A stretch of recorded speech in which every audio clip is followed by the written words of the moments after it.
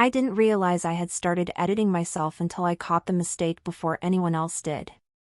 I was about to say something honest, not dramatic, just real, and stopped mid-thought. Not because it was wrong, but because it wasn't precise. I rewrote it silently. Smoothed it out. Made it cleaner. I didn't know who I was doing that for. He wasn't there. He hadn't said anything. And yet, the impulse felt familiar, automatic, almost comforting.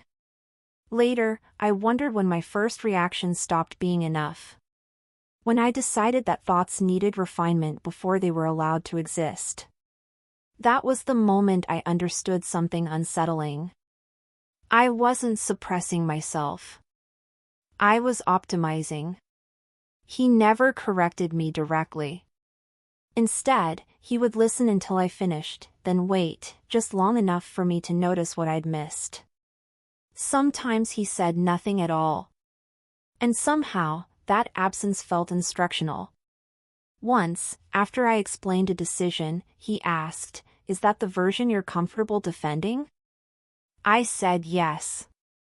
He nodded. Nothing else. But the question stayed with me. Not as doubt, as a filter. I replayed conversations through it. Revisited choices. Not to change them, but to test their structure. I started noticing how often my explanations improved the second time around. I told myself this was growth. What I didn't notice was how rarely I accepted the first version of myself anymore. The dependency didn't feel emotional. It felt methodological. I began to trust processes that felt demanding. If something came easily, I assumed it was shallow. If it required effort, revision, restraint, I valued it more. When he wasn't present, I simulated him. Not his words, but his pauses. The silence where something better could be found if I waited. One night, I caught myself thinking, this would make more sense if I said it the way he would. I stopped. Not because it scared me, but because it felt true. And the quiet realization I couldn't ignore anymore was this. I wasn't becoming someone else. I was becoming a version of myself that no longer felt complete without being refined. At some point, improvement stopped feeling optional.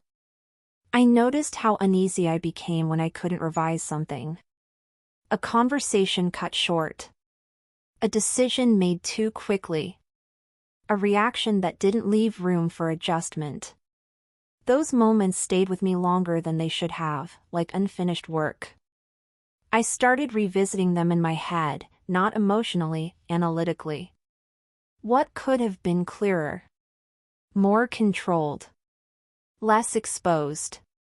He never asked me to be better.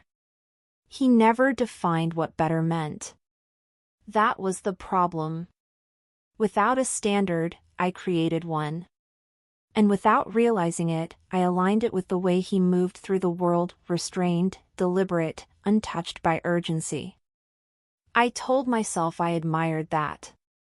I didn't admit how urgently I wanted to match it. The first time I questioned whether this was my choice, I dismissed the thought immediately. Of course it was.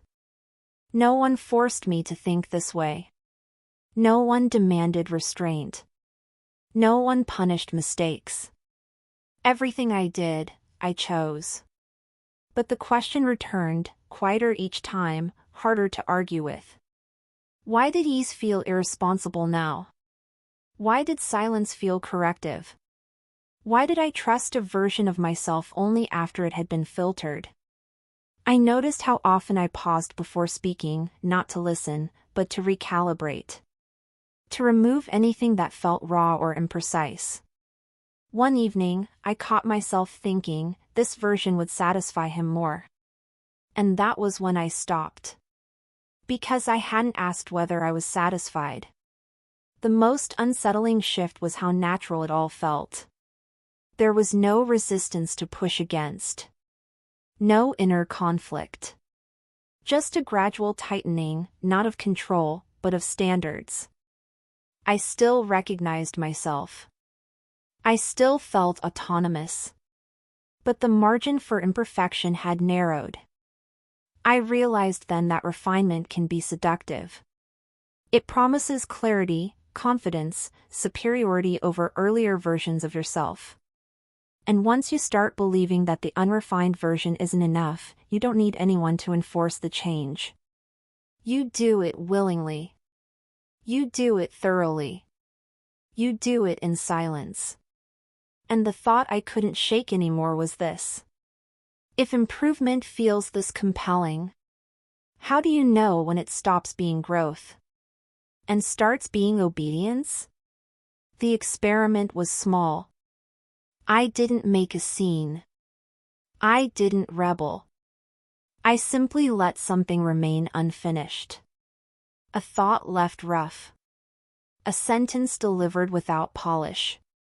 I noticed the tension immediately, not from anyone else, but inside me. Nothing happened. No correction. No consequence. No sign that I'd crossed a line. And yet, I felt exposed. As if I'd walked into a room without armor. The absence of refinement didn't feel like freedom. It felt like negligence. I waited for discomfort to pass. It didn't. Later, when I told him about it, casually, almost joking, he listened without interrupting. You noticed the difference, he said. I asked him if it bothered him. He shook his head. No. But it bothered you. That was all. But the statement landed heavier than I expected. Because he wasn't evaluating my choice. He was observing my reaction to it. And in that moment, I realized something uncomfortable. My standards no longer existed independently.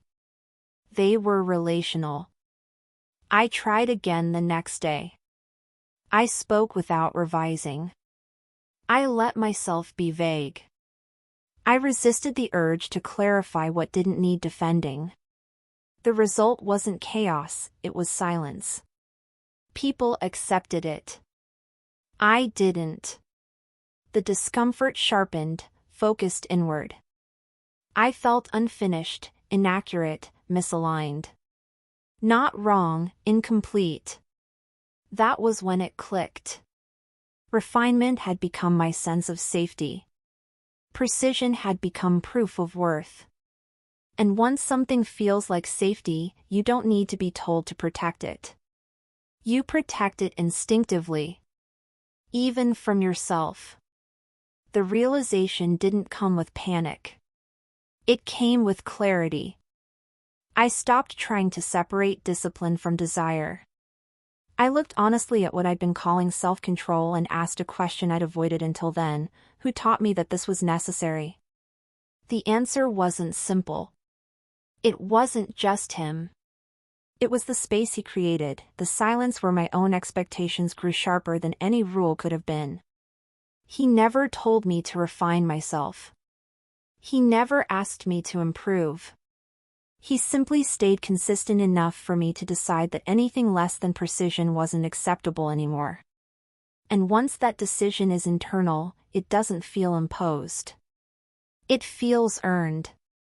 I asked him, finally, if he thought people could confuse control with growth.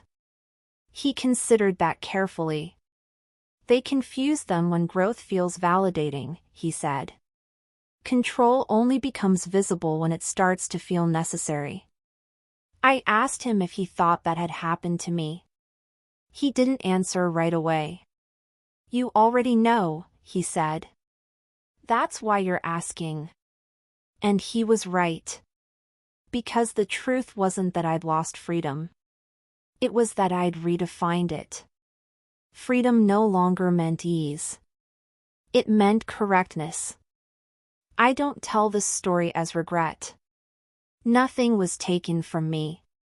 Nothing was demanded. I still choose my words. my pace, my restraint. But now I see it clearly. I didn't become disciplined because someone required it. I became disciplined because refinement started to feel like worth. And once worth depends on precision, you don't need anyone to watch you. You watch yourself. You correct yourself.